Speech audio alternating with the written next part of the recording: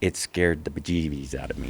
The amount of data that we give out freely and openly is just amazing. The dream of the Constitution of the United States was decentralized control of government. I had to dig down ethically and think about, okay, what am I doing to help these companies get people to buy more, spend more time on their apps? The psychology of it is, if I can get you arguing with somebody online, you're going to be online longer. You know what, Facebook, this is enough. You're not taking all my data. You're not going to profit off of my data. We could do a whole 10-hour show talking about easily the issues there. This is the show for forward-thinking entrepreneurs who want to use blockchain and AI to disrupt and dominate. Today, Bryan Ferre meets with Blockchain CXO, Kody King. Hey, Kody, welcome to my show. Well, thanks for having me. Super excited to have you here. I was reading through your bio, and I think you and I share a very common past. You did some UI UX stuff. Tell me about that. Yeah, growing up, I was kind of an artsy kind of guy. I actually wanted to get into animation.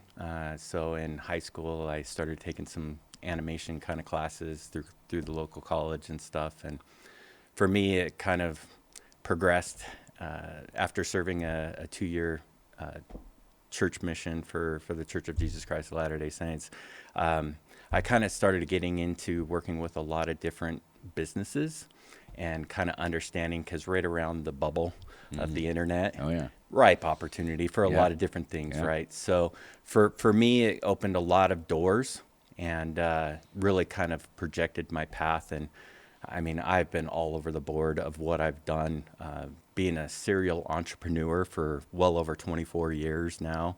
It's been an amazing journey. I didn't go the traditional route of going through college and stuff like that.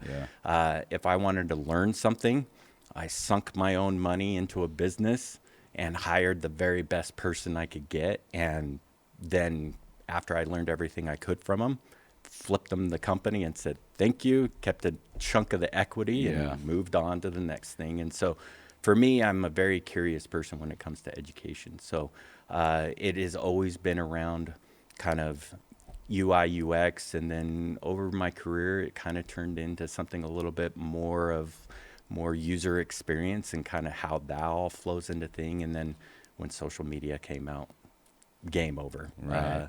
It was a lot of fun after that. So, Right. Yeah. That's a great story, and you could have just told my exact story with the exception that when I was growing up, I believed I wanted to be a psychiatrist.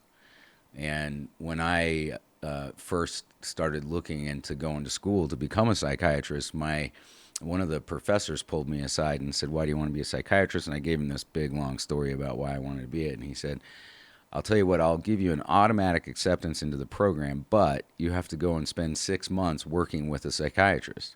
And if you go and do that and come back, then I'll get you in the program. And I went and I lasted like 2 months. I was like, screw that. So I ended up going to graphic design school. Oh, nice. And I wasn't an artsy kid growing up. So, but that kind of same time frame, right? It was the internet was starting to take off, and I actually worked on a project called Gather Round, which was really Instagram about 7 years before Instagram happened. So I was always kind of on that edge. So tell me, over the last couple years, tell me where is tech going? Like I am all about blockchain and AI. So where do you think it's going? I'm right there with you. I feel like once I started getting into social media, I moved out to San Francisco, did the whole Silicon Valley thing, working for a lot of different big companies. Won't name them. Right. We won't drop names here. Right. So, but it was interesting because my path was a little bit different than yours. Like for me, if I could do it all over again, I would actually go into more psychology. Yeah. Rather than I would marketing. go to be a psychiatrist too. Yeah, exactly. And so for me, while I was out there in San Francisco, I had the opportunity to work alongside some of the psychologists that taught at Stanford and Berkeley, because we were trying to understand the whole online cognitive behavior of users that were primarily using Facebook, Twitter, Instagram, LinkedIn, all of that kind of stuff. And so for me, I had the opportunity to not only work with these professors, but to work with these companies right out while they're still practically in their mom's basements, right? Right. And so to get to know the algorithms, to get to know the psychology, to get to know all this kind of stuff, it scared the bejeebies out of me, right? The amount of data that we give out freely and openly is just amazing. And so, you know, the whole concept of AI is a pretty hot trend right now, but a lot of people don't understand that AI has been around for a lot longer. Long Same time. thing with blockchain. Yeah. People think, oh, blockchain's only been around for 10, maybe 15 years. They don't understand that it's been around Longer than the internet. longer. Yeah. We're talking like early 90s, right? Oh, it was the first one was in the 60s, 62. Right, for Yeah. the payment exchange, Yeah. right? Yeah, and a lot of people don't really realize that, but it's just become more mainstream. And so for me, if you've ever seen the show Social Dilemma on yeah. Netflix, Yeah. that was my wheelhouse from about 2010 to I would say about 2017, 2018. Then I had a come to Jesus moment. I had to dig down ethically and think about, okay, what am I doing to help these companies get people to buy more, spend more time on their apps, do all this kind of stuff. And it just didn't really make me feel right. And so I'm a firm believer that users should own their data. And for me, I was a huge person that really got involved with blockchain earlier. I would say probably early 2010, 2012, right around there, helping advise on user experience. But this health company that I was working with at the time was using blockchain technology to store all of its data. So a lot of consumers today don't realize that a lot of big tech is already leveraging blockchain technology. And it's interesting because you hear of all these data breaches, data leaks, all that kind of stuff, but it's very rare that you ever hear about it in the medical industry, right? Because they're already leveraging that kind of data. So for me, putting those pieces together kind of catapulted me into a whole new realm when it came to blockchain. You know, AI has just now started kind of making a comeback or a new trend, I should say, with crypto and with Web3. And it's good and it's bad. It's got its pros and cons. But overall, I think that technology is definitely headed in the right direction. But most importantly, it's all about consumers finally standing up saying, you know what, Facebook, this is enough. You're not taking all my data. You're not going to profit off of my data. But yeah, that's where I feel like tech is really heading. It's something that's not a trend. It's not a fad. Like people were saying in the early 2000s about the internet.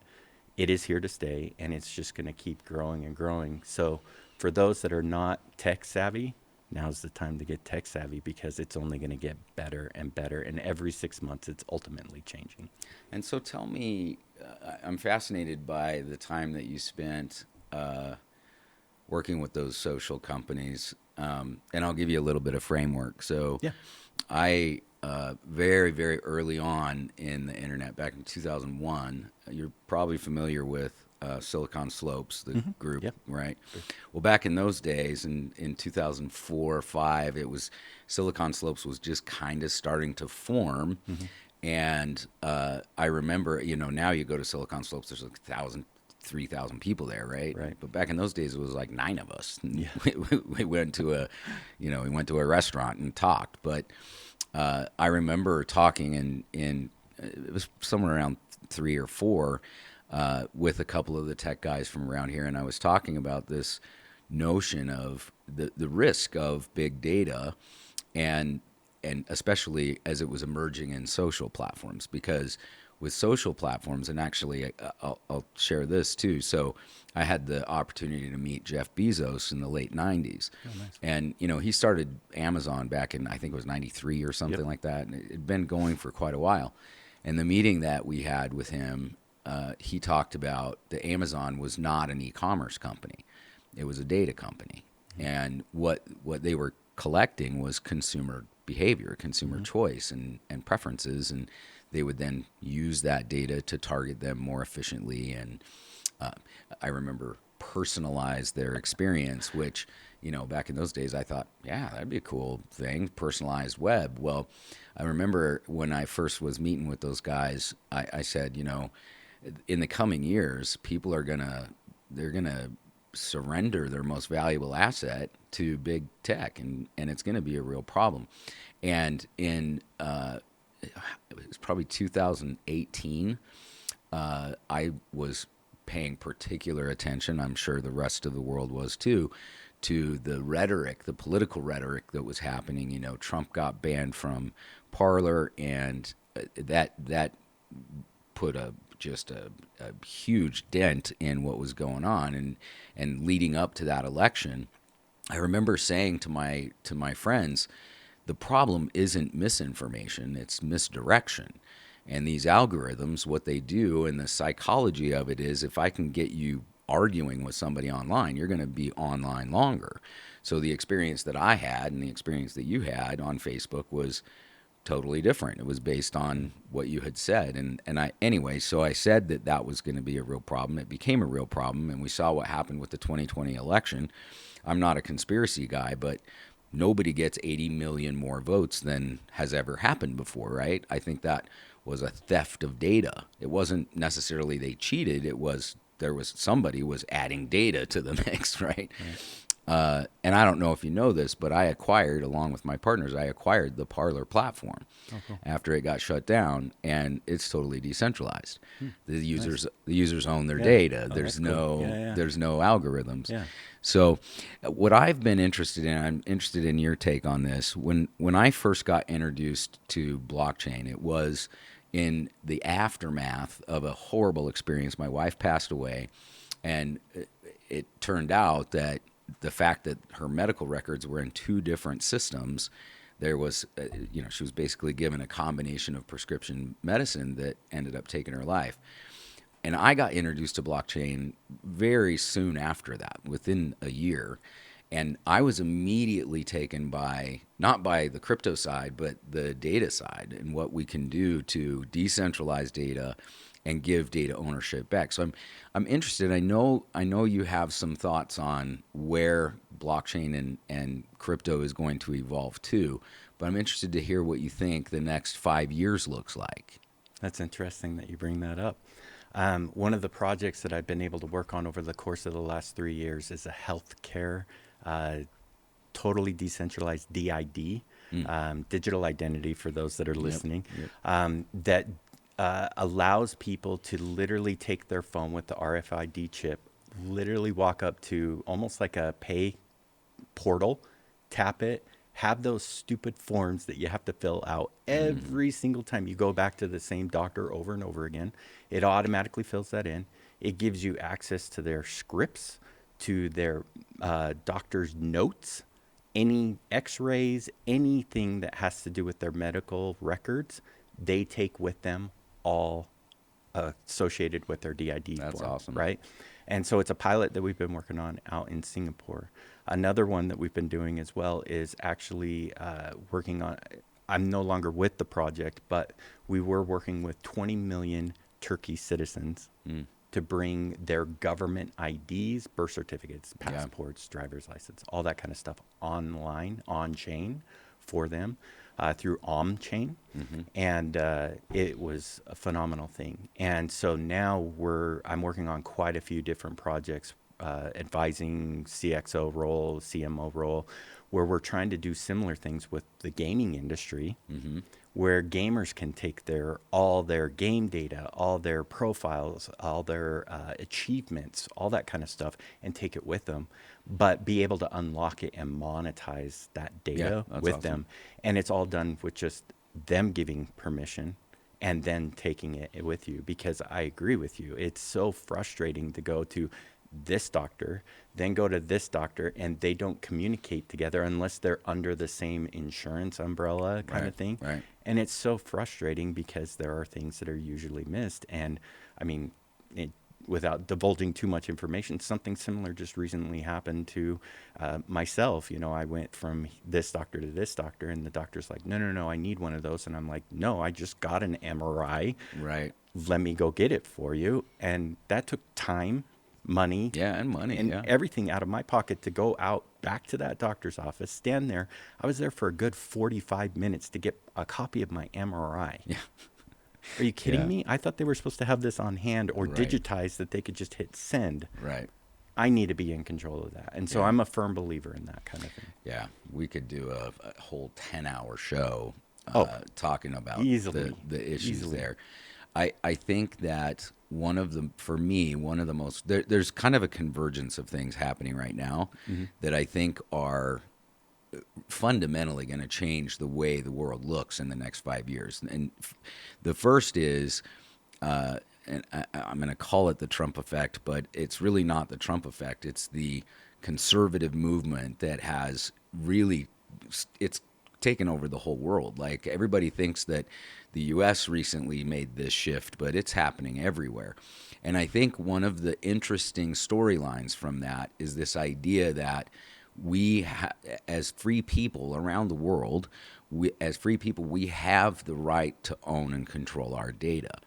And so that's the first thing. The second thing is, I think that as the technology becomes more refined, you were there during the beginning of the internet. What a cluster that was! Oh, like totally. the Yeah, stuff that was going on. But I think as the tech refines itself, but then more importantly, and those two combined are powerful, but more importantly, I think the idea of decentralized governance of these things, of data and of companies, right? Like, Mark Zuckerberg's not evil for stealing your data. He's just doing his job, right? He has a fiduciary responsibility to his shareholders.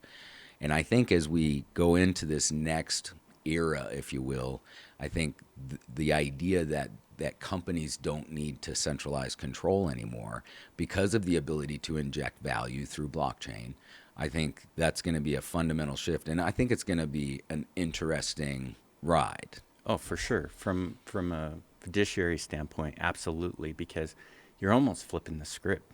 Oh, yeah. Right? The customers, the users are becoming the investors, right? Exactly. And that's one thing that I really like as well. And I'm glad to see that the U.S. has been kind of changing a little bit, with Wyoming now starting to accept and recognize DAOs. You know, Utah just passed a law as well. Yeah. And that's great. And I think Governor Cox is doing a lot of good things, especially with the task force that he put together last year and signed that into bill, with trying to figure out DID kind of technology that we can do here. I think that that's going to be a great thing.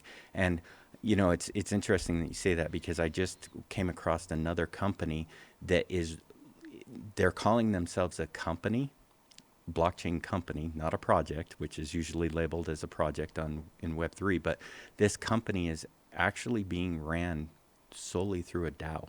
Yeah. All the roles, responsibilities, anybody that applies for it, they get voted on by all the members of the DAO. Yeah. It's not one person making a decision. All the roles and responsibilities are totally outlined. Even the pay is set up through a smart contract. Yeah. So that's the way we run our project. Yeah, and that's in my mind, what a great way to run it, because if you're not doing your tasks, you're out, right? Yeah. Or if you're in charge of, quote unquote, running the DAO, managing the DAO, if you're not doing a great job, vote them out. Yeah. And so that's the way our project is set up. And in fact, we take it one step further. There are no roles and responsibilities. All the roles and responsibilities fall equally on all the members of the DAO. And what's been interesting as that's evolved, when we first created the DAO, you almost have to centralize in order to get it launched. Mm-hmm. But once you get it launched, then you can fully decentralize and give the members of the DAO complete control. And ours is governed by a governing constitution. We actually formed the governance of it very similar to the way the U.S. Constitution is. There's two bodies of governance, and one has checks and balances over the other. And the cool thing about the DAO concept is it really gives us back what the dream of the Constitution of the United States was, which was to decentralize control of government, right? So that's really cool. So what are the most, you've mentioned a couple of the different projects that you're working on. What do you think over, say, the next 3 years? What's the big milestones that you think your projects and you and where you're headed? This episode is sponsored in part by Parler, the social media platform built to champion free speech. Parler, real people, unfiltered voices, true freedom. Download it today from the App Store. First and foremost, true decentralized interoperability. Yeah. That is first and foremost in my mind. Let's pause everything else and let's try to figure that out, because I doubt there's so many different blockchains, L1s, L2s, L3s out there. Why do we need this? Can we set aside our egos for a minute and all come collectively together to figure this out? If we're not willing to all work on a single chain kind of deal, I get it. Everybody wants to have that rise to fame, but they feel like they're going to do it better. But we're creating more complexity for ourselves. Yeah. Because a user that comes on, they don't care what chain they're on. They just want to use the product, right? And so for us that are working behind the scenes, we need to figure out this true interoperability, because the last thing I would want my users doing is logging in and trying to use something that's on Ethereum and then having to jump clear over to Solana, which is not even compatible, and then have to go through a guy that lives in his mom's basement with a single tower server that's going to take my assets and convert it over to Sol. I mean, the amount of, what was it, 2023, 2024, $2.6 billion worth of assets were stolen, hacked, as a result of those bridges. Yeah. Bridges, in my opinion, are no good. Agreed. So, Well, so I'm going to pause you right there because I got to inject this idea. okay. Just over the last 6 months, I've been invited to speak at, I think, 4 or 5 different blockchain conferences. And I went to the first 3 and spoke. And I went to the next 2, but I didn't speak. I said, no, I'm not going to speak. I just got invited to speak at one in Florida, and I turned it down. And my team called me and was like, what are you doing? Like, this is a great opportunity to get out in front of the world. I'm like, you don't understand what's going on at these conferences. Like, you got all these blockchain people. They all get together and they argue about which technology is the best. Nobody is actually focused on what are we going to do with the technology, right? Even I look at the Solana network and it's very well built. It's fast. It's efficient. What was it built for? It was built to be fast and efficient. Exactly. And so I don't agree. I don't think that there should be one chain, because that would be incredibly inefficient. What I do think, and this idea of bridging, really the only reason bridging exists is because with Ethereum, Solana, and some of these other platforms, I just read the other day, the CEO of Coinbase said that there are 2 million new tokens minted every day. That is a part of the industry that just needs to go away. Like, what I think where everybody needs to be focused is on purpose-built, utility-backed, right? Purpose-built, utility-focused projects that are really trying to solve some big societal problem, right? The idea that I can go and mint a token and sell it to 1 million people is just we gotta let that side of the industry just die off. However, I do think you're correct in saying that interoperability is, we need to spend more time focused on that. I think Ethereum is going to always be really hard to solve that problem because of the way that it was designed and its consensus mechanism. And I think they even believe that now. The foundation even is looking at it going, gosh, we got some issues. But I want you to continue on that thought, because over, like I said, the next 2 to 3 years, as hopefully the regulatory environment gets figured out and we can all start to innovate and really make things happen. So those are the thoughts that I have over the next 5 years. But I want you to continue on that thought. I interrupted your train of thought. I'm going to pause for a second because you brought up a good I love point. that we keep pausing. I know. This is awesome. You and I are definitely of the same cloth, that's for sure. We've always heard the term, especially us, growing up in business, we've heard the term thinking outside the box. I think that is such an overly used cliche. Why? Because from a UI UX designer and a user experience person, that those just create more complexity, more bolt-on type of experiences that ruin everything. It disrupts the flow of what the original concept was all about. And I find that a lot of crypto projects today are doing that. They build, I'll just take the gaming industry for an example. We grew up with Atari and Sega and Nintendo and all that kind of stuff. Not once did we ever have in-game assets besides the coins or gems that we would earn that we could use to enhance the game, speed up time, things like that. Now that the Web 2 mobile AAA games are now moving into crypto, they're kind of saying, oh my gosh, now I've got tokenization, I have NFT in-game assets, I've got AI. You see all these different bolt-on experiences that they're doing, and they're just killing themselves as a result of all of this kind of thing, because now you've got these investors that are coming in that just want to buy the token, dump it. They don't even care about the game. They're just looking at it from a monetization standpoint, right? And so there's a lot of things there. So I'm of the belief that you get the think outside the box out of your head. Think about how to expand the box. And I think that goes along with where you and I are headed. Yeah. Now, kind of jumping back to the whole interoperability thing.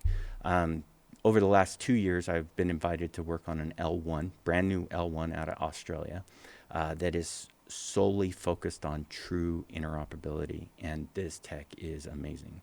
I won't drop the name, but it is going to be an up and coming thing. So if you've ever used a bridge, you've sweated through the, am I going to get it? How much? Oh, wow, that's an astronomical amount they're charging me to transfer just $100 from this chain to this chain.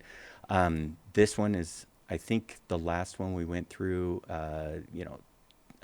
price-wise, it was about 80% cheaper and about 60% faster. So to go from Ethereum to Solana takes about 90 seconds, and on average to transfer about $100 costs about maybe $1.50 versus $10 through like a Stargate or something like that, right?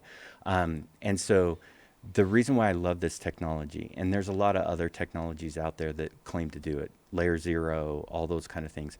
The reason why I like this technology so much more is that it is focused on solving a real world problem that is facing crypto, right? The high costs, the speeds, all the security.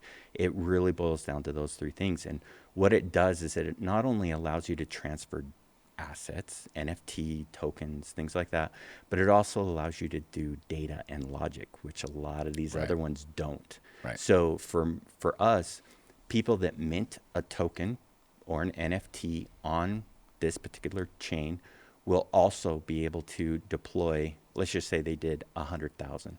They could put 25,000 on BNB, 20,000 on, or 25,000 on Ethereum, 25,000 on Base or wherever, even Solana, because it's EVM and non-EVM compatible. And as transactions are happening, it's not a manual update like it is today. It's all automatic because this blockchain acts as the central hub, which is huge. Because now I can be, in a game playing, and I can pull in an NFT skin from this particular chain or an asset from this particular chain and bring it into my game, and I don't even know that I'm really doing it because it's all under the hood, right? And that's the type of experience that we need to do, and those are the things that we need to focus on. And so this chain has kind of had a slow start to get to it because a lot of people are all FOMOing in, thinking that it's the meme token that you're talking about, right? The quick pump and dumps. It's not like that. And I think that there's a lot of expectations that we need to change in people's minds that are currently in crypto as well as outside of crypto, because they look at it as, oh, I got scammed, I got rugged, I got this or that. So there's a lot of misconception that we need to fix. There's a lot of logic that we need to fix, and there's a lot of tech issues. So we are still at the very forefront of this whole thing, but we need to take charge of it and not rely on the governments to come in and help us take charge of it. I'll give you an anecdote, and I'm interested in your response. So back in the late 90s, when we were just starting to build the internet, I remember, and I won't share it here, I've shared it with my listeners 1,000 times, the story about how I even got involved in web design, which is a hilarious story that I can share with you sometime. But I remember walking into a brainstorming session, and you had the creative guys like me, the UI guys, and you had the developers. And right about this time was when Craigslist came out. And Craigslist was this just hodgepodge of links, right? It was literally just a page of links. And I remember this conversation that we had, and the developers, the engineers, were telling the creative guys what buttons were going to be on the page. And the creative guys had to figure out a way to organize all of those buttons.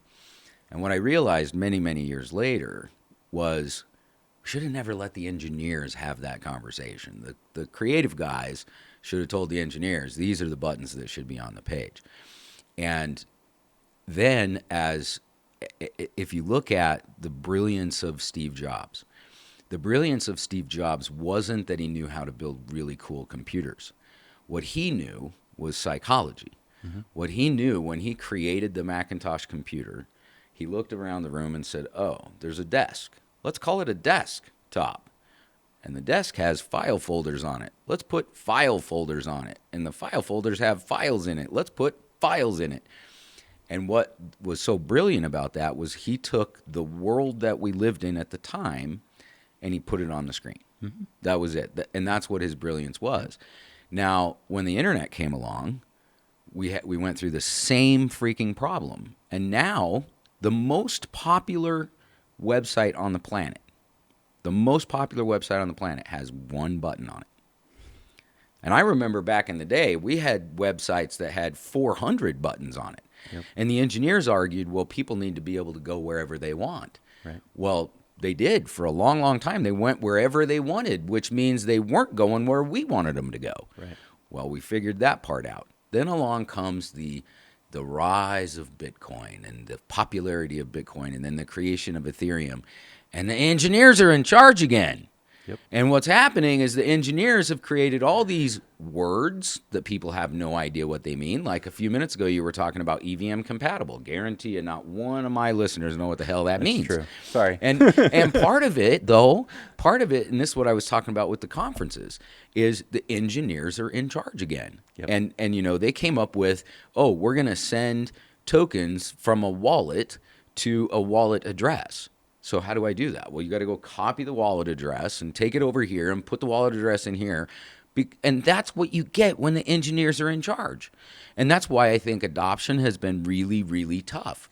In fact, I have a group of, they're some of my best friends, but these guys are literally cowboys. Like, they are professional cowboys. Nice. And they're getting involved in crypto a little bit.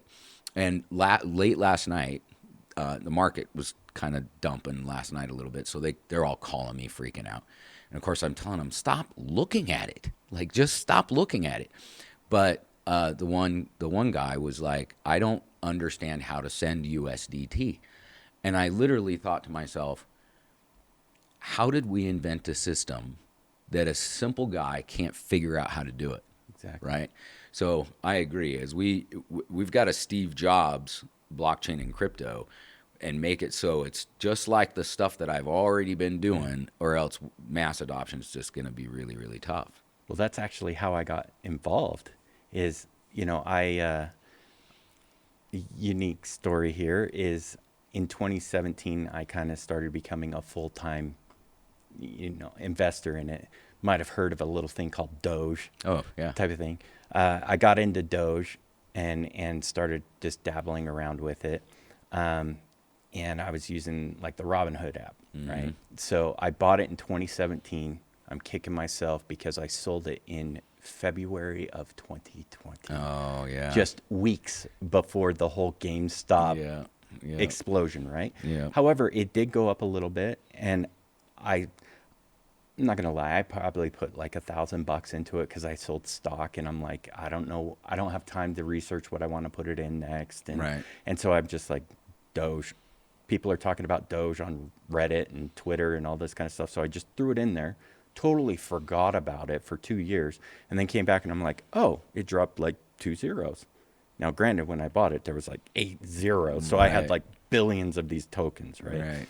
So for me, I got into it in 2017, sold out. Wish I would have held. Long story, whatever. And then, so I started getting more and more as COVID came around, and I was able to take a passion, a hobby, and turn it into a full-time career. Because how I got into my first project, being kind of a fractional CMO, CXO kind of person, and running my agency, is I approached the first project I got into, non-custodial, outside. It was my very, very first thing in like 2020. And I got into it, like you said, devs running the show. Oh my gosh, it was a complete nightmare. I had to scream into a pillow at the end of the day as after I was done interacting with it. But so I created an 8-page deck of how they could just very low hanging fruit from a UI UX standpoint, navigation, huge Right. low hanging fruit that people can do to improve the user experience. Colors, staying consistent with colors, staying consistent with the same font, being able to direct people where you want them to go instead of letting them try to decide where they need to go, right? So I proposed it. Started making my way through the community. I was pretty active, communicating with various members. I got into it, started working with a couple of mods that I made friends with, and shared it with them. And they're like, this is great. We'll get it to the founder. And they got it to the founder. Crickets. Absolutely nothing, right? Yeah. So I was like, yeah, okay, whatever. And then a few minutes later, another one popped up, because that's usually what they do in DeFi, right? Right. And they just kind of keep coming. So I found another project, got really into it, and I actually submitted a 40-page complete UI UX restructure of their whole ecosystem. I mean, it should have been created as a brand new project. Right. Presented it to similar structure, got up the thing, and then it got sent directly. I sent it directly to the founder because they gave me his email. So I sent it to him. Within 10 minutes, I was on the phone with the founder. Wow. And he's like, oh my gosh, this is awesome. We're going to do it. So he put me in contact with a couple of his behind the scene guys. And long story short, that got me started. And from there, it just started snowballing.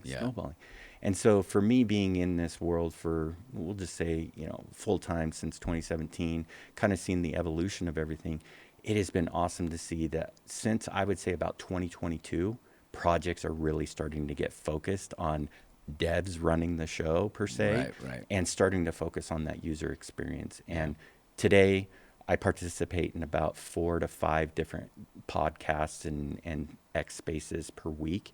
And it's really interesting to see how a lot of these people are starting to make that progression, because as you're fully aware, the first visual thing that a user sees will either make or break a project, no matter how good the product is, no matter how good the service is.